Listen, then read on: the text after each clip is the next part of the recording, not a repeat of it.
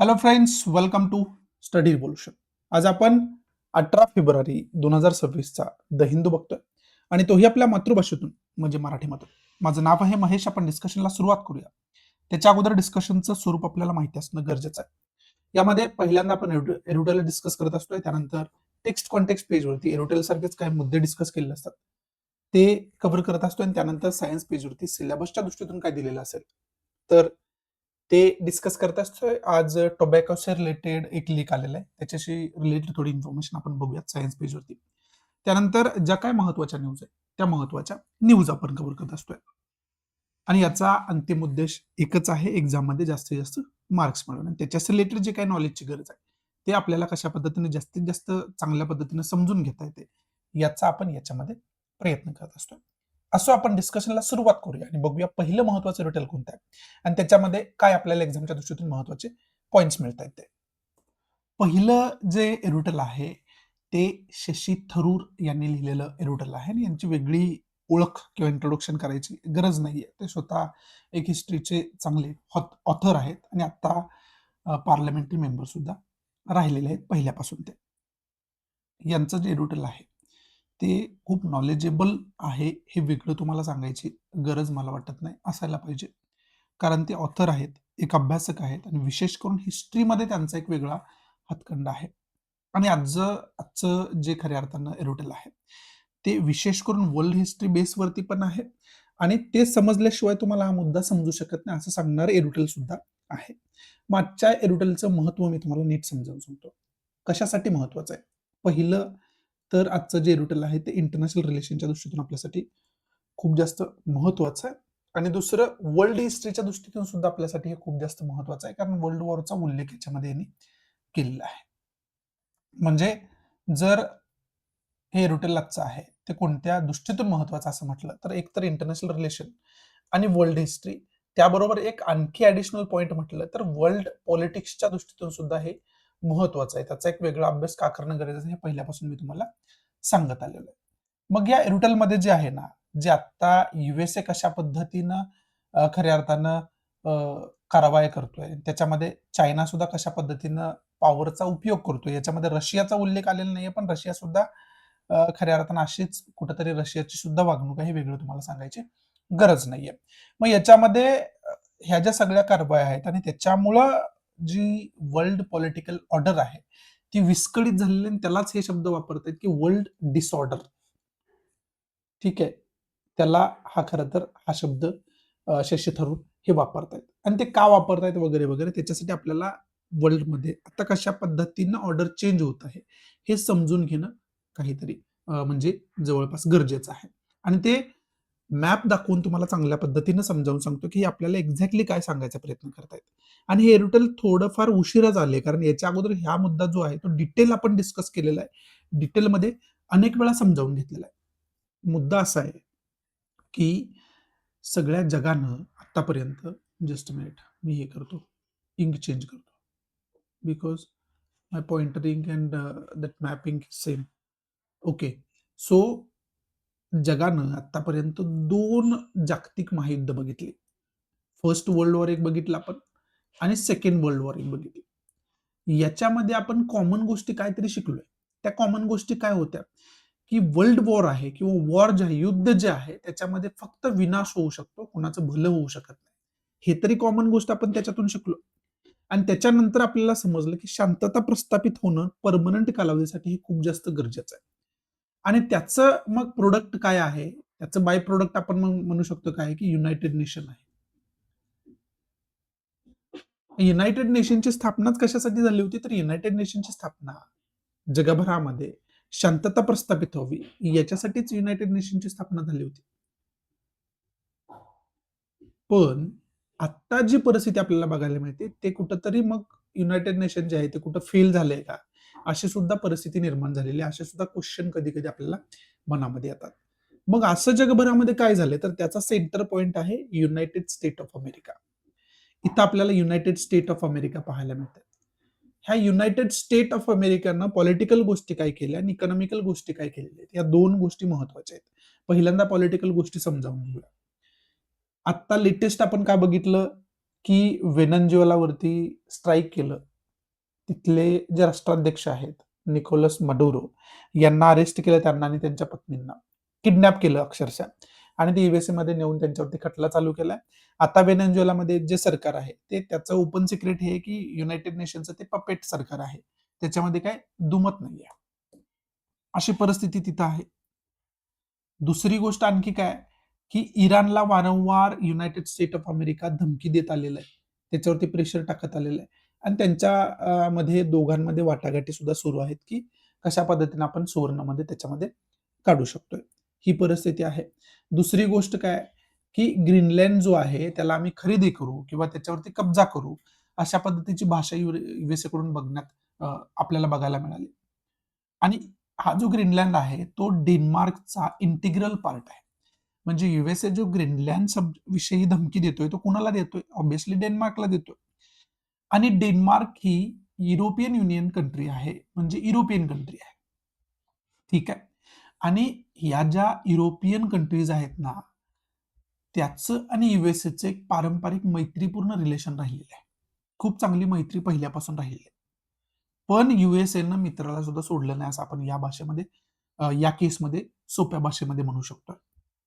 आणि मग ऑब्व्हियसली ज्यावेळेस डेन्मार्क सारख्या कंट्रीला थ्रेट यूएसए करतो, त्यावेळेस बाकी युरोपियन कंट्री ऑब्व्हियसली डेन्मार्कच्या बाजूने उभं राहणार. आणि या केसमध्ये बऱ्यापैकी ते बघायला मिळालं. यूएसए एवढ्यावर नाही थांबला, तर पुढं इकॉनॉमिकल सँक्शन्स लावण्याची सुद्धा भाषा केली. कुणावरती? Denmark including supporting country. डेन्मार्कला पण त्याच्यामध्ये इन्क्लूड केलं. आणि त्याच्यामध्ये बाकी ज्या कंट्री डेन्मार्कला सपोर्ट करतील, ग्रीनलँडच्या सब्जेक्टमध्ये डेन्मार्कला सपोर्ट करतील, त्यांच्यावरती सुद्धा आम्ही सँक्शन्स लावू अशी भाषा त्याच्यामध्ये बोलण्यात आली, जे की इकॉनॉमिकल वेपन त्याच्यामध्ये वापरण्यात आलं.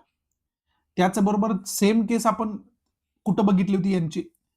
तर ज्या कंट्री रशियाकडून गोष्टी खरेदी करतील किंवा व्यापार रशियाबरोबर मोठ्या प्रमाणात करतील, विशेष करून क्रूड ऑइल आणि युरेनियम प्रोडक्ट्स, त्यांच्यावरती सुद्धा आम्ही मोठ्या प्रमाणात टॅरिफ्स लावू, सँक्शन्स लावू, ही भाषा त्यांच्याकडून बोलण्यात आली होती. पण ते पुढच्या भागामध्ये आपण बघू. या भागामध्ये आपल्याला काय बघायचं होतं, की पॉलिटिकल थ्रेट कशा पद्धतीने केले गेले. तर व्हेनेझुएलामध्ये आपण बघितलं, ग्रीनलँडच्या सब्जेक्टमध्ये आपण बघितलं, डेन्मार्कचा जे रिलेटेड इश्यू आहे त्याच्यामध्ये आपण खऱ्या अर्थानं बघितलं. बरं, सेम प्रेशर जे आहे ते क्युबा सारखी कंट्री आहे त्याच्यावरती लादण्याचा प्रयत्न यूएसए करत असतो. कोलंबियाला तशा पद्धतीचाच थ्रेट आहे. अशा वेगवेगळ्या कंट्री याच्यामध्ये इन्क्लुडेड आहेत, ज्याचा पॉलिटिकल थ्रेट यूएसएला ज्याच्यावरती यूएसएचा पॉलिटिकल थ्रेट आहे. ठीक आहे. ही झाली गोष्ट पॉलिटिकल, राजकीय दबाव झाला. दुसरी गोष्ट इकॉनॉमिकल पॉवर कशी यूज करत असतो युनायटेड स्टेट ऑफ अमेरिका किंवा अमेरिका.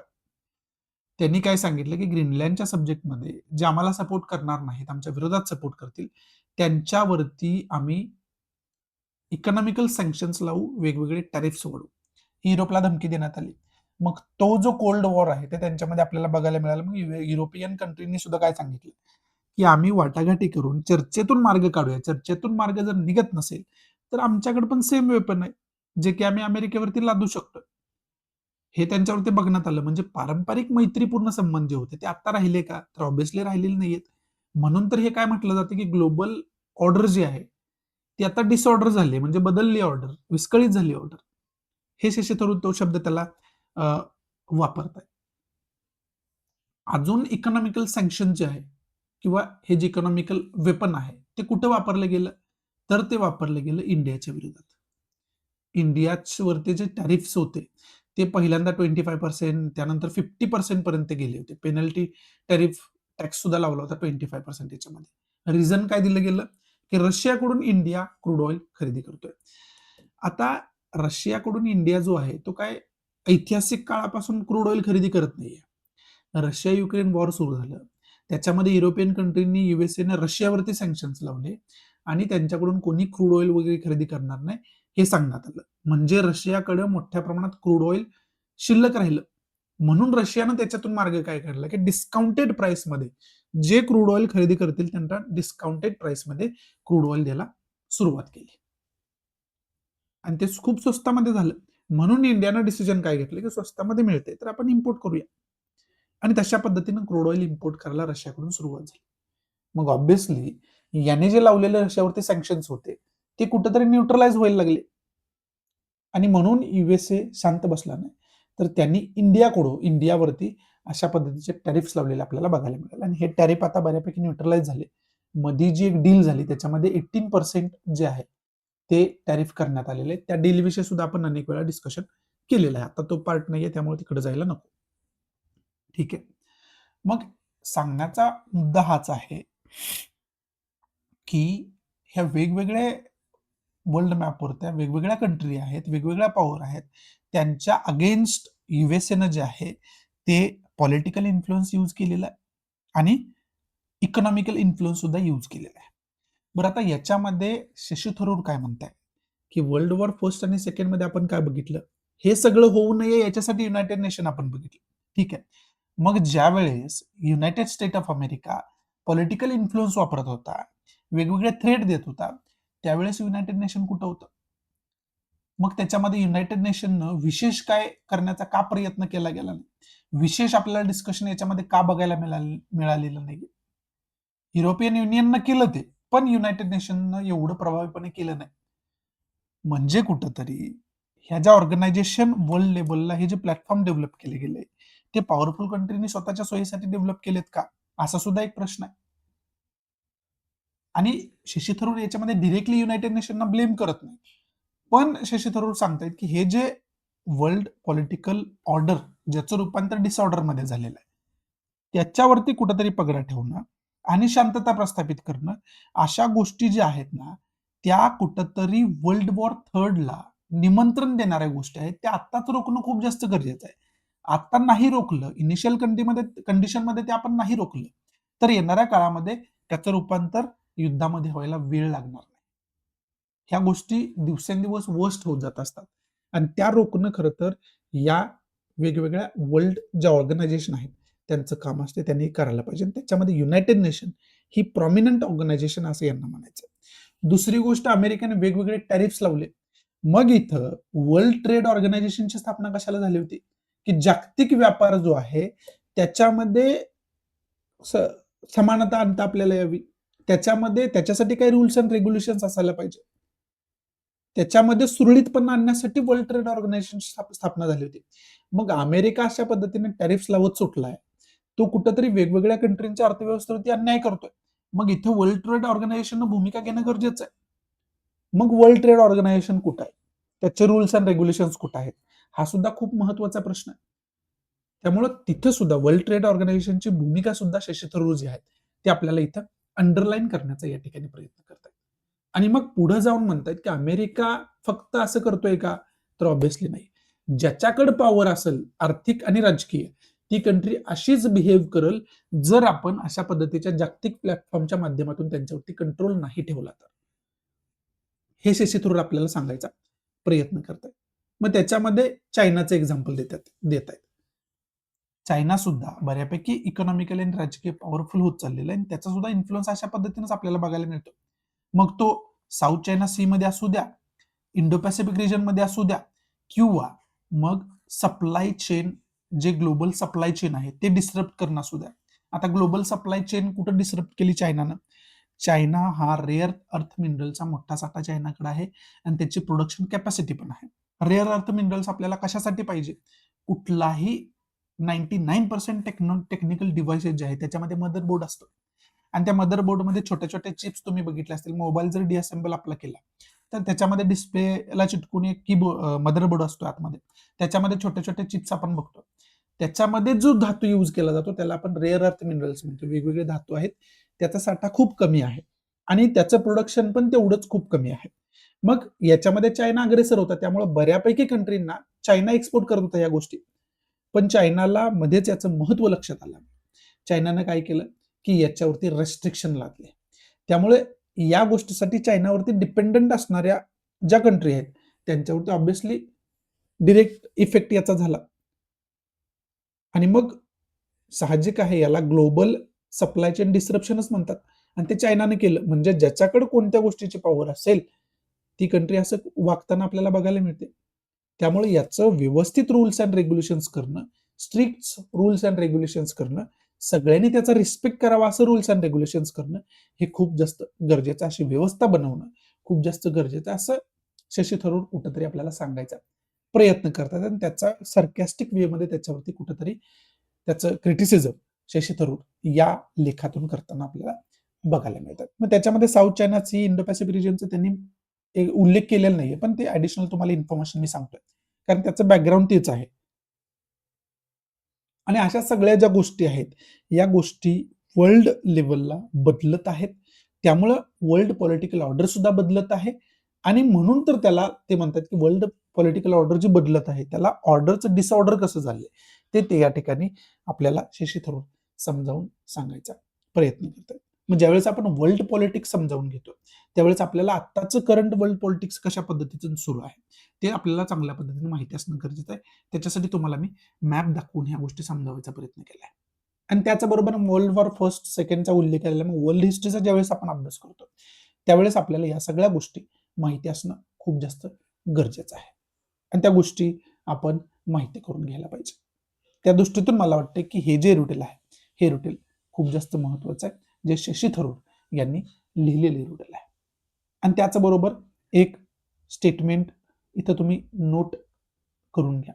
हे डायरेक्टली मेन्स आन्सर रायटिंगसाठी क्वेश्चन येऊ शकतो आणि एसे सुद्धा याच्यावरती येऊ शकतो. हे युनायटेड नेशन विषयी. The united nation was not created to take mankind to heaven but to save humanity from हेल.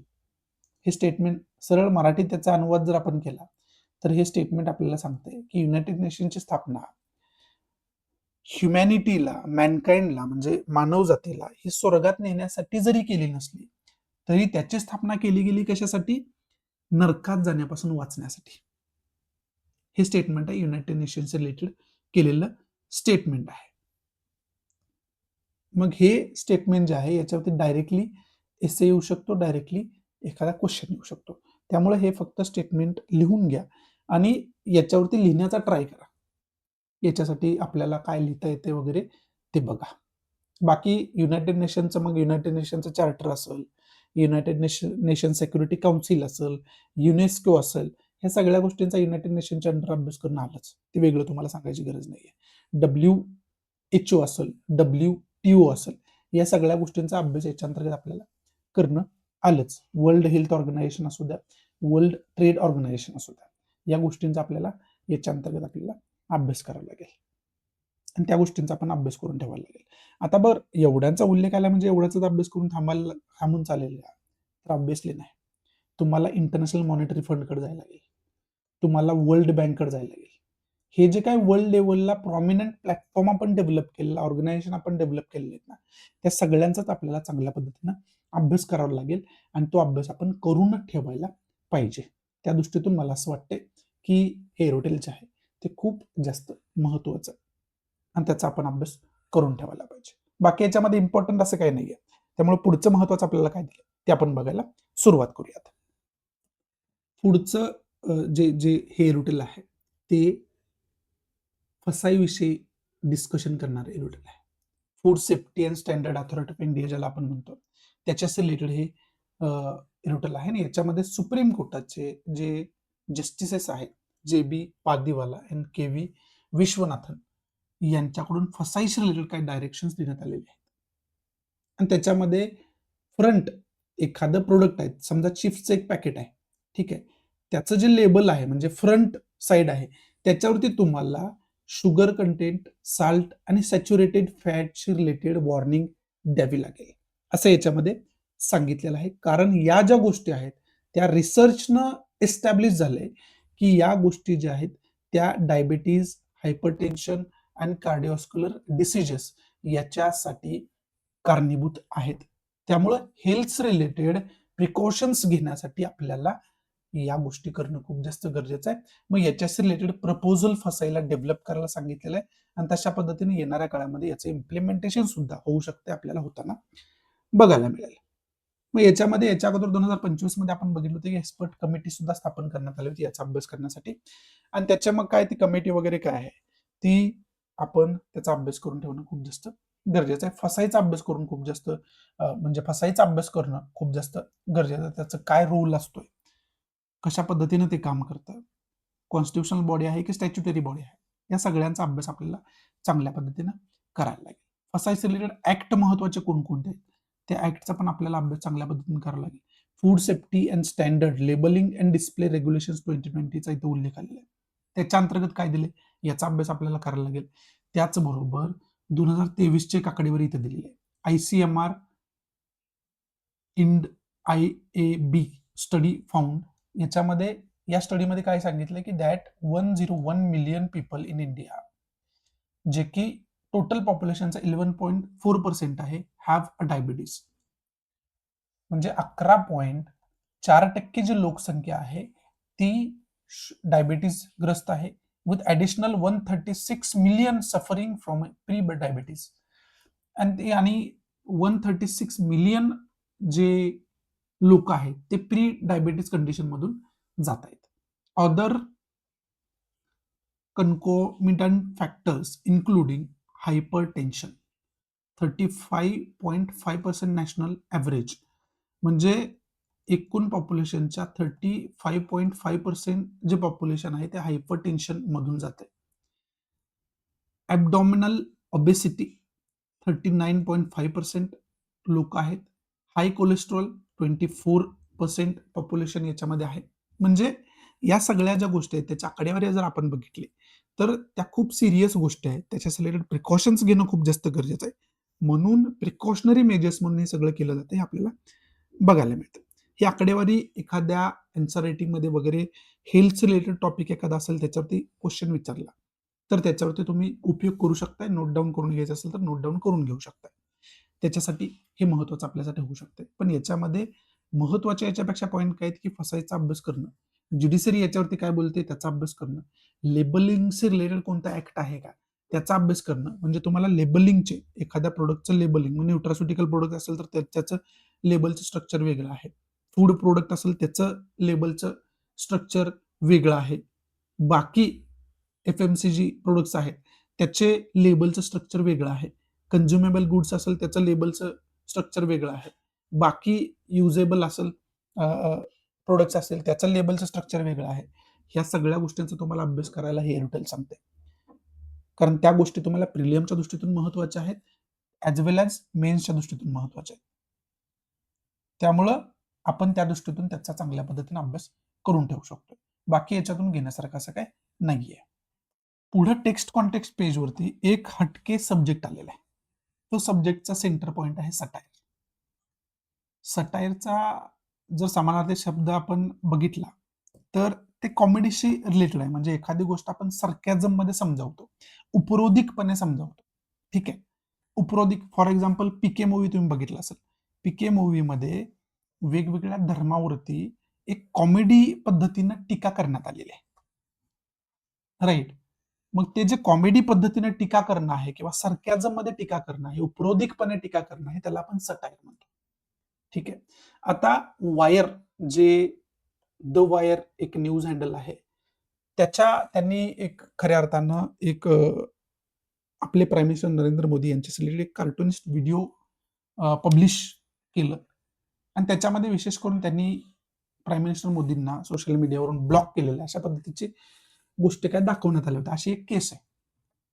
मग त्याच्याशी रिलेटेड गोष्टी ज्या आहेत त्या ज्युडिशरीच्या अंडर गेल्यानंतर ज्युडिशरीचं जे काही ओपिनियन आहे त्याच्या अगोदर हा लेख आलेला आपल्याला या ठिकाणी बघायला मिळतो.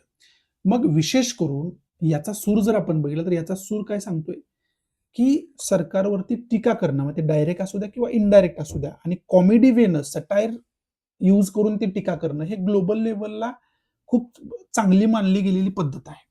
पण या गोष्टीवरती जर आपण बॅन आणत असेल किंवा या गोष्टींवरती आपण रेस्ट्रिक्शन आणत असेल तर कुठंतरी व्यक्ती स्वातंत्र्यावरती आपण ज्याला आपण फ्रीडम ऑफ स्पीच आहे त्याच्यावरती गदा आणण्यासारखं आहे असं सांगणारे हे खरं तर एरोटेल आहे. आणि याच्यामध्ये globally quotes is democracies have entitled cartoons and satire with a greater latitude, tolerating them as essential ingredient of a public life opinion असं याच्यामध्ये सांगण्यात आलेलं आहे. म्हणजे डेमोक्रेसीमध्ये हे खूप जास्त गरजेचं आहे असंच या ठिकाणी सांगायचा प्रयत्न आपल्याला केला जातोय. मग हे सांगत असताना इथं वेगवेगळ्या जजमेंट्सचा उल्लेख केलेला आहे. त्याच्यासाठी हे रुटीन मी तुम्हाला दाखवतोय. एक तर महत्वाची केस आली Shreya Singhal versus union of India. Held that not only the social media intermediary but also the originator of the online content must be heard before a blocking is passed by the government. याच्यामध्ये विशेष करून हे सांगण्यात आलेलं आहे, अशा पद्धतीनं जर कोण कंटेंट तयार करत असेल, ओपिनियन एक्सप्रेस करत असेल, तर त्याला ब्लॉक करण्याच्या अगोदर त्याला त्याचं जे मत आहे ते त्याला मांडण्याचा अधिकार आहे. अशा पद्धतीच्या गोष्टी त्याच्यामध्ये आपल्याला सांगायचा प्रयत्न केलेला आहे. आणि मुळात ही केस जी आहे ती केस विशेष करून Narendra Modi was blocked from the social media handles of the wire and online news portal. इथं ऍक्च्युली मोदी नंतर कॉमा असायला पाहिजे. It's okay. ही एक्झॅक्ट जी केस आहे ती एक्झॅक्ट केस काय आहे तर प्राईम मिनिस्टर नरेंद्र मोदी यांच्याशी रिलेटेड एक कार्टून व्हिडिओ पब्लिश करण्यात आलं आणि ते व्हिडिओ जे आहे ते पब्लिश केलेलं जे आहे ते खरं तर ब्लॉक अथॉरिटीकडून करण्यात आलेलं आपल्याला बघायला मिळते. तो कॉमन नसल्यामुळे नरेंद्र मोदींना ब्लॉक केलं असं त्याचा अर्थ होऊ शकतो, but that is not the case. पण कंटेंटमध्ये अशा गोष्टी आहेत की ज्या जे प्राईम मिनिस्टर पब्लिश गोष्टी करतायत त्यांच्या ट्विटर हँडल वरून वगैरे त्या कशा ऑथेंटिक नसतायत किंवा त्या कशा मिसलीड करतात असं सुद्धा सटायर वे मध्ये त्यामध्ये सांगितलेलं आहे. ठीक आहे. पण हा जो कंटेंट आहे तो अथॉरिटीकडून ब्लॉक करण्यात आला आणि द वायर न्यूज जे हँडल आहे त्यांचा हा कंटेंट त्यांनी पब्लिश केलेला होता आणि त्यांना त्यांच्या एका एडिटरला हे सांगण्यात आलं की हा कंटेंट जो आहे तो इन्फॉर्मेशन मिसलीड करणार आहे, आपले इतर कंटेंट सोबत रिलेशन जे आहे ते चुकीच्या पद्धतीने दाखवणार आहे वगैरे वगैरे हे सांगण्यात आलं होतं. आणि त्यामुळं हे जे रोटल आहे ते सगळं खऱ्या अर्थानं डिस्कस केलं जाते. आणि हे डिस्कस करत असताना मग 2015ची case Shreya Singhal versus union of इंडियाचा उल्लेख आलेला आहे. त्याचबरोबर Indibility creative limited versus state of West Bengal 2019ची केस येते या ठिकाणी आलेली आहे. DC Saxena versus chief justice of India ही एक केस आलेली आहे. कामा वर्सेस एम ज्योती स्वरूपम 2018ची ही एक केस आलेली आहे. अशा वेगवेगळ्या केस याच्या अंतर्गत आलेल्या आहेत. या सगळ्या केस नोट डाऊन करून ठेवा. याची जी जजमेंटची समरी आहे 4 ओळीमध्ये 5 ओळीमध्ये ती समरी याच्या अंडर लिहून ठेवा. हे परत जजमेंट कशासाठी उपयोगाला आपल्याला येतात, ज्यावेळेस तुम्ही अशा आन्सर रायटिंग असे क्वेश्चन विचारतात ना त्यावेळेस आन्सर रायटिंग करताना ज्युडिशरी काय म्हणते हे खूप जास्त महत्वाचं असतं. ते मार्क्स मिळवणारी गोष्ट असते. त्यामुळं या केसच्या अंडर ज्युडिशरीचं हे जजमेंट आहे.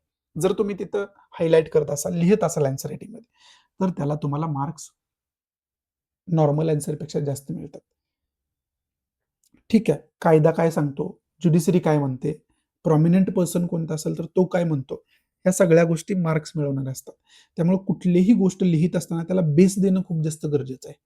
मग तो बेस एखादा ऍक्टचा असू शकतो, तो बेस ज्युडिशरीचा असू शकतो, तो बेस एखाद्या महत्वाच्या लेखकाचा असू शकतो किंवा तो बेस एखाद्या महत्वाच्या पर्सनॅलिटीचा असू शकतो की राष्ट्रपतींनी लेटेस्ट स्टेटमेंट त्याच्यावरती काय दिलंय का, ते तुमच्याकडे असेल तर ते सुद्धा तुम्ही तिथं बेस म्हणून देऊ शकता.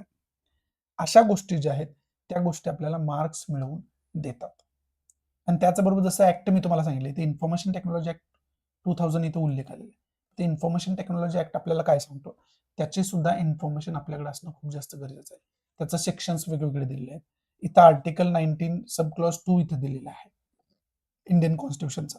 त्याच्या अंतर्गत आपल्याला काय दिलेलं आहे, ह्या सगळ्या गोष्टींचा आपल्याला अभ्यास करणं खूप जास्त गरजेचं आहे. आता याच्यामध्ये महत्वाचं आपल्याला हे नाही की द वायर न्यूज हँडल जे आहे त्याच्याबरोबर अथॉरिटीचं काय झालं वगैरे वगैरे, त्यांनी मोदींना ब्लॉक केलं की अथॉरिटीने त्यांना ब्लॉक केलं, ती केस आपली नाहीयेच. आपली केस काय आहे की याच्या रिलेटेड ज्युडिशरी काय बोलते हे याच्यामध्ये सांगितले ते आपल्यासाठी महत्वाचं आहे. याच्या रिलेटेड कायदा काय सांगतो हे आपल्यासाठी महत्वाचं आहे. याच्या रिलेटेड इंडियन कॉन्स्टिट्यूशन मध्ये कोणतं आर्टिकल काय सांगतं हे आपल्यासाठी महत्वाचं आहे.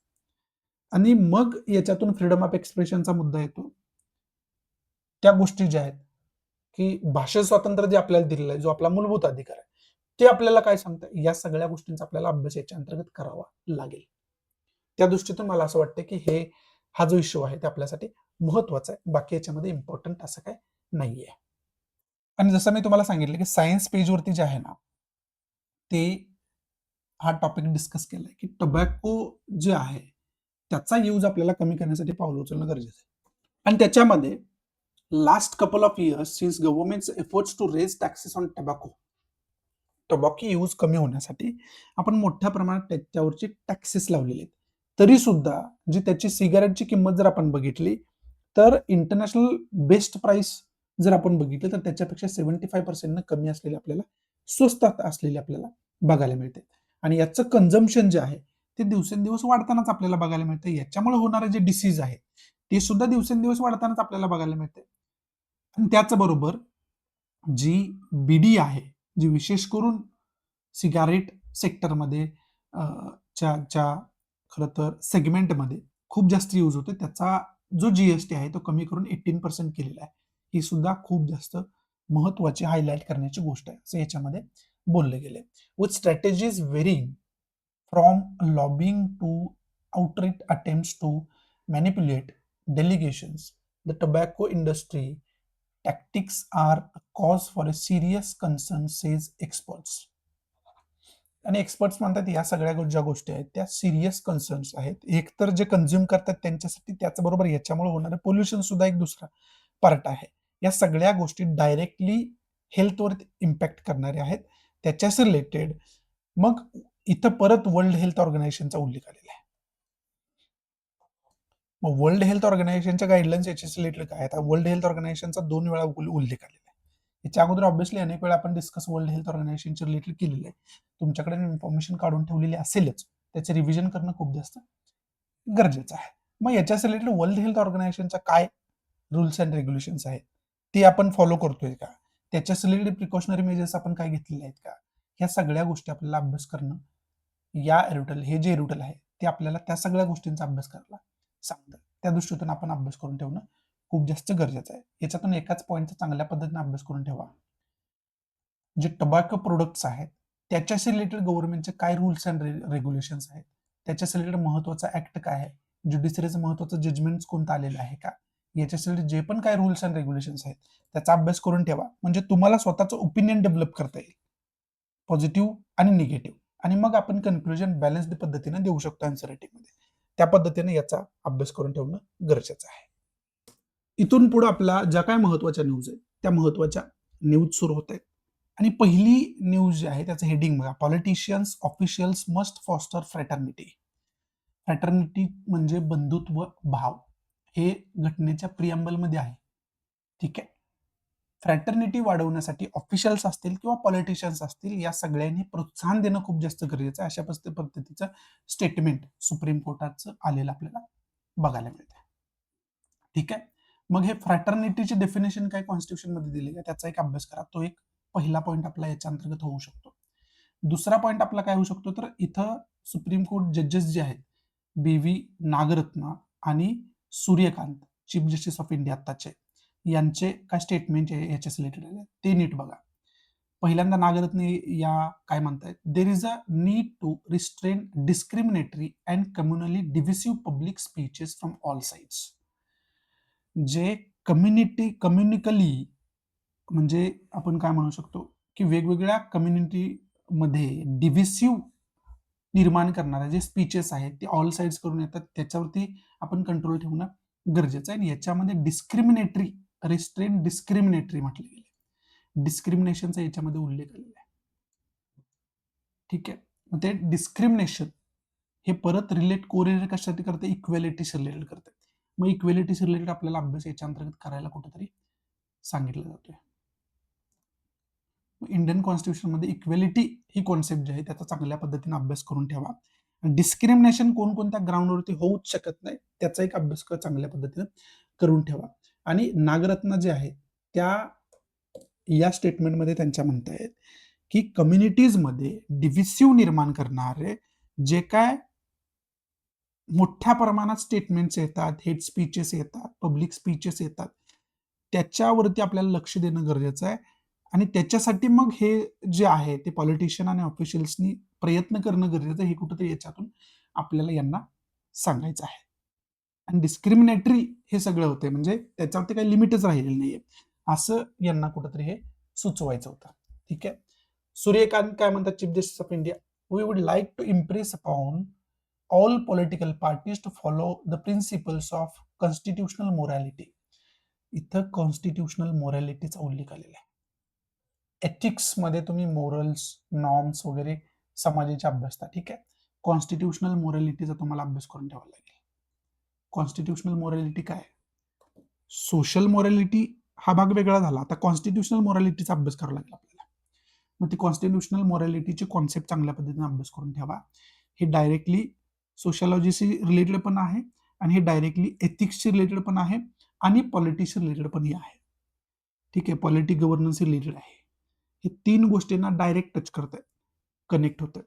त्यामुळे कॉन्स्टिट्युशनल मोरॅलिटी काय असायला पाहिजे याचा आपण चांगल्या पद्धतीने अभ्यास करून ठेवायचा. त्या दृष्टीतून मला असं वाटतं की ही न्यूज आपल्यासाठी खूप जास्त महत्वाची आहे. आणि हेट स्पीचचा मुद्दा जो आहे ना, तो अनेक वेळा गाजलेला मुद्दा आहे. ज्युडिशरीच्या अंडर पण गेलेला मुद्दा हेट स्पीचचा. याच्यावरती वेगळं लेक्चर पण मी बनवले हेट स्पीच या सब्जेक्टवरती. तो डायरेक्टली तर हायलाईट केला नसला तरी त्याचा बेस पॉइंट हेट स्पीचच आहे.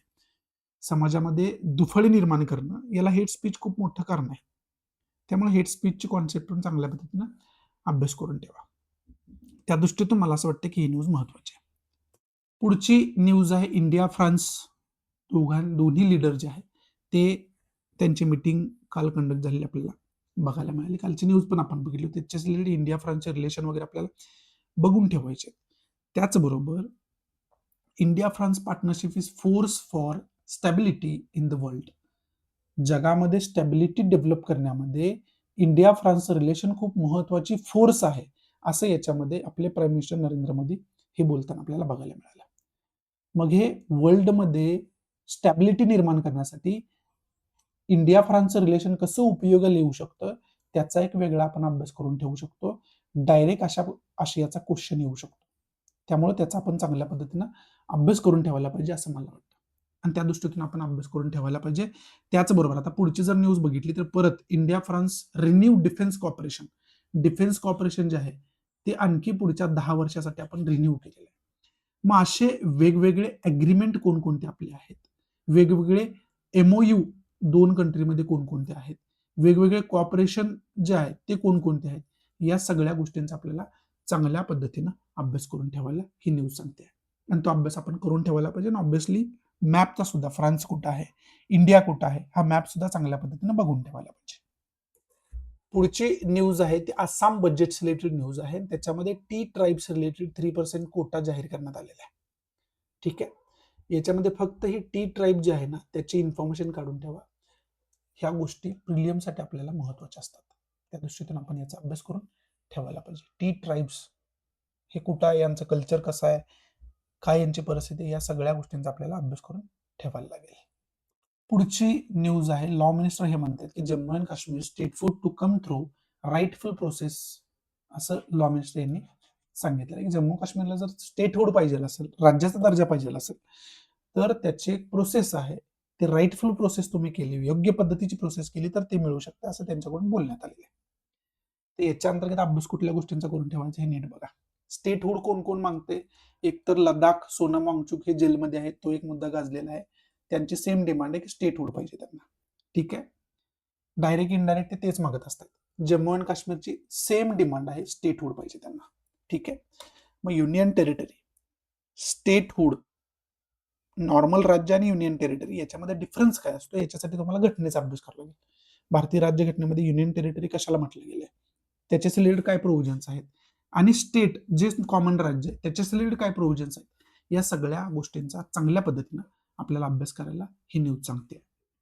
पुढची न्यूज आपण AI समिट होस्ट करतोय आणि त्याच्यामध्ये इंडिया AI मिशन विषयी बोललं जाते. AI mission 2.0 will have more GPU. आता GPU म्हणजे काय, ग्राफिक प्रोसेसिंग युनिट. मग हे ग्राफिक प्रोसेसिंग युनिट जे आहे त्याचा टेक्निकल अभ्यास करून ठेवा. हे प्रिलियमच्या दृष्टीतून महत्वाचं असतं. AI समिटचा अभ्यास करून ठेवा, प्रिलियम आणि मेन्सच्या दृष्टीतून महत्वाचं आहे. आणि इंडिया AI मिशन याच्या अंतर्गत काय आपण डिस्कस केले, काय आपण डिसाईड केलेलं आहे, महत्वाचे त्याचे पॉइंट काय आहेत, या पद्धतीने त्या मिशनचा अभ्यास करून ठेवा. हे प्रिलियमच्या दृष्टीतून आणि मेन्सच्या दृष्टीतून महत्वाची गोष्ट आहे आपल्यासाठी. इथं खऱ्या अर्थानं आजचा द हिंदू जो आहे तो मी समाप्त करतोय. अशाही चांगल्या पद्धतीने आजचा द हिंदू मी तुम्हाला समजावून सांगू शकलो असेल. आवडत असेल तर प्लीज लाईक करा, नसेल तर डिसलाईक करा. डिसलाईक का केलं हे कमेंट बॉक्समध्ये नक्की सांगा. जेणेकरून तुमच्या इन्स्ट्रक्शननुसार त्याच्यामध्ये मी इम्प्रोव्हायझेशन करू शकतो. त्याचबरोबर ज्या मराठी विद्यार्थ्यांना आन्सर रायटिंग करायचं आहे, सुरुवात करायची आहे, त्यांना गायडन्सची गरज आहे, ते विद्यार्थी आपला जो answer writing in Marathi and English हा जो टेलिग्राम चॅनल आहे, डिस्क्रिप्शन बॉक्समध्ये त्याची लिंक दिली, तो जॉईन करून आन्सर रायटिंग सुरू करू शकतायत. तिथं जे आपण रोज डिस्कस करतोय त्या आधारे वेगवेगळ्या सब्जेक्टवरती मी क्वेश्चन विचारत असतो. त्याच्यावरती आन्सर रायटिंग करून तुम्ही PDF फॉर्ममध्ये मला सेंड करू शकता. मी स्वतः त्याच्यावरती तुम्हाला गाईड करतोय, फीडबॅक देतोय. त्यामुळे तुम्ही डे 1 पासून आन्सर रायटिंग सुरू करू शकता. सगळ्यांसाठी ते ओपन आणि फ्री आहे. त्यामुळं ते जॉईन करून तुम्ही आन्सर रायटिंग सुरुवात करू शकता. बाकी ज्या लेक्चर्स रिलेटेड अपडेट्स ज्या आहेत, वेगवेगळ्या अपडेट्स आहेत, वेगवेगळ्या नोट्स आहेत, त्या सुद्धा तिथे मी पोस्ट करत असतो. त्याच्यासाठी सुद्धा तो टेलिग्राम चॅनल नक्की तुम्ही जॉईन करा. आणि आवडत असेल, तुम्हाला वाटत असेल हे विद्यार्थ्यांसाठी, मराठी विद्यार्थ्यांसाठी विशेष करून बेनिफिशियल आहे, तर प्लीज जास्तीत जास्त मराठी विद्यार्थ्यांना हे शेअर करा. तुम्ही शेअर केलं तरच मी त्यांच्यापर्यंत पोहोचू शकतो. त्यामुळे प्लीज जास्तीत जास्त मराठी विद्यार्थ्यांना हे शेअर करा. असो, या ठिकाणी मी थांबतो. गुड बाय, टेक केअर, जय हिंद.